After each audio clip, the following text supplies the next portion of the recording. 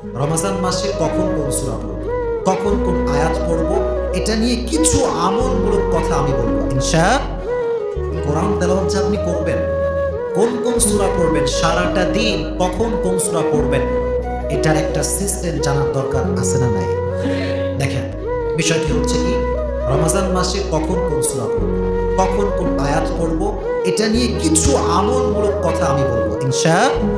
রাসূল কারীম সাল্লাল্লাহু আলাইহি ওয়াসাল্লাম সবসময় কোরআন পড়তে পছন্দ করতেন, তবে ওনার দুইটা স্পেশাল সময় ছিল। কয়টা স্পেশাল সময় বলতে হবে? কয়টা? এক নাম্বার, উনি সবচেয়ে বেশি পছন্দ করতেন তাহাজ্জুদের নামাজে দাঁড়িয়ে কোরআন পড়া, অর্থাৎ শেষ রজনীতে যখন সবাই ঘুমিয়ে আছে, কারো কোনো খবর নাই, তখন রাসূল তাহাজ্জুদের নামাজে দাঁড়িয়ে অশ্রুসিক্ত নয়নে কোরআনটা সুন্দর সুমধুর কণ্ঠে নামাজে দাঁড়িয়ে তেলাওয়াত করতেন। সুবহানাল্লাহ পড়েন। এক নম্বর সময়। দুই নম্বর আরেকটি পছন্দনীয় সময় হচ্ছে রাসূল কারীম সাল্লাল্লাহু আলাইহি ওয়াসাল্লাম রমজান মাস আসতে দেরি, রমজান মাসে রাসূলের এই যে ঠোঁট মোবারক, এটা অলওয়েজ চলত। সাহাবায়ে কেরাম দেখতেন যে রাসূলের মুখ সবসময় চলে। ইয়া রাসূলুল্লাহ, আপনি কি পড়েন? বলেন যে যেই মাসে যেই কিতাব নাজিল হয়েছে সেই মাসে আমি সেই কিতাবই তেলাওয়াত করছি। সুবহানাল্লাহ। এটার নাম হচ্ছে কোরআন কারীম। এই যে রমজান মাসে আপনি তেলাওয়াত করবেন, দেখেন কি তেলাওয়াত করবেন, খুব মুখস্থ করে শুনতে হবে। রাসূল কারীম সাল্লাল্লাহু আলাইহি ওয়াসাল্লাম প্রথমত যে আমলটা উনি করতেন সেটি হচ্ছে প্রতিদিন তাহাজ্জুদের নামাজে 3টি সূরা উনি তেলাওয়াত করতেন। কয়টি সূরা? সূরা বাকারা, সূরা আলে ইমরান, সূরাতুন নিসা, যেটা আমাদের পক্ষে সম্ভব নয়। ইভেন রাসূল এত লং টাইম তেলাওয়াত করতেন, রাসূলের পা মোবারক তাহাজ্জুদের দাঁড়ানোর কারণে দাঁড়িয়ে থাকতে থাকতে ফুলে যেত, তবুও রাসূল কোরআন তেলাওয়াত বন্ধ করতেন না। সুবহানাল্লাহ পড়েন। এটা হচ্ছে এক নম্বর। দুই নম্বর যেটি আপনারা করবেন সেটি হচ্ছে সকাল এবং সন্ধ্যাবেলা আপনারা সকলেই 3 কুল পড়বেন। কয় কুল? সূরাতুল ইখলাস, সূরাতুল ফালাক, সূরাতুন নাস। পড়লে কি হবে আমি বলে দিচ্ছি।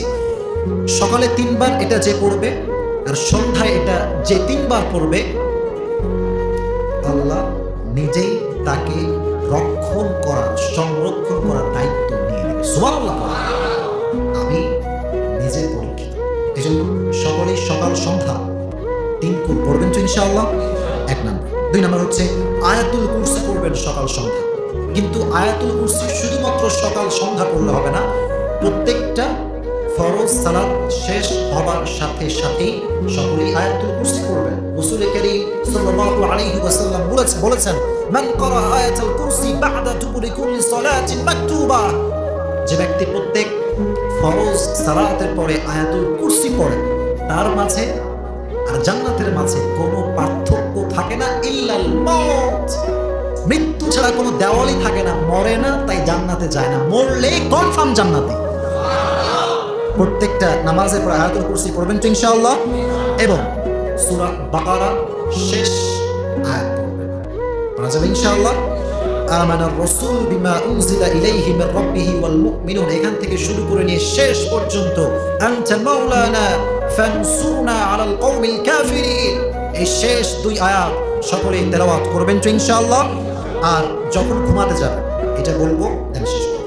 ঘুম যখন আপনি যাচ্ছেন ঘুমাতে, মনে রাখবেন ঘুমানোর সময় আপনি অনেকগুলো সূরা তেলাওয়াত করা দরকার। যেহেতু আমরা খুবই দুর্বল, আমাদের পক্ষে অতটা আমল সম্ভব নয়, তবুও আমরা কয়েকটি সূরা জেনে যাব, যতটুকু পারা যায় আমল করব ইনশাআল্লাহ। যখন ঘুমাতে যাবেন, সর্বপ্রথম যে সূরা আপনি তেলাওয়াত করবেন, এই সূরাটা হচ্ছে সূরাতুল মুলক। বলেন সূরাটার নাম কি? এটা কিন্তু সাধারণ কোনো বিষয় আপনি মনে করবেন না, বিরক্ত হবেন না যে হুজুর এত আমল কি শেখাইলেন। না, শিখতে হবে। ঘুমানোর পূর্বে সূরা পড়বেন একটা সূরা, সূরাটার নাম কি? মুলক। মুলক মানে এটা আমি বলতে পারবো না, এটার এত ফজিলত। মানিআতুন মিন আযাবিল কবর। একটা বলছি, সময় যেহেতু কম, যে ব্যক্তি সূরা মুলক তেলাওয়াত করে ঘুমাবে, সে মরে গেলেই তার কবরটা জাহান্নামের আগুন থেকে মুক্তি পেয়ে জান্নাতের বাগান হয়ে যাবে। মানিআতুন মিন আযাবিল কবর, কবরে কোনো শাস্তি হবে না। এজন্য ঘুমানোর পূর্বে সকলেই, আমি জানি অনেকে বুঝতে পারে, কিন্তু মোবাইল শরীফের বোঝেন, কিন্তু গুগলে যে যে একটা সফটওয়্যার ডাউনলোড করা যায় এটা বাঙালি বোঝে না। খালি গেম ডাউনলোড করে, কত কিছু ডাউনলোড করে, কিন্তু কোরআন শরীফ যে ডাউনলোড করবে এই ক্ষমতা বাঙালির হয় না, ঠিক কিনা?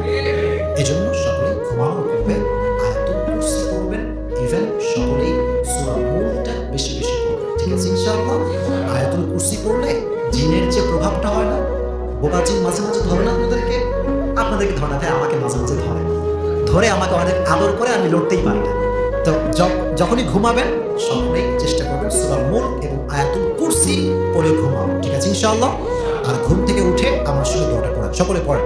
ইন্না ফি খালকিস সামাওয়াত ওয়াল আরদ ওয়ান নাহার লাআয়াতিন লিউলিল আলবাব। সকলেই এই আয়াতটা বেশি বেশি পড়বেন, ঠিক আছে ইনশাআল্লাহ?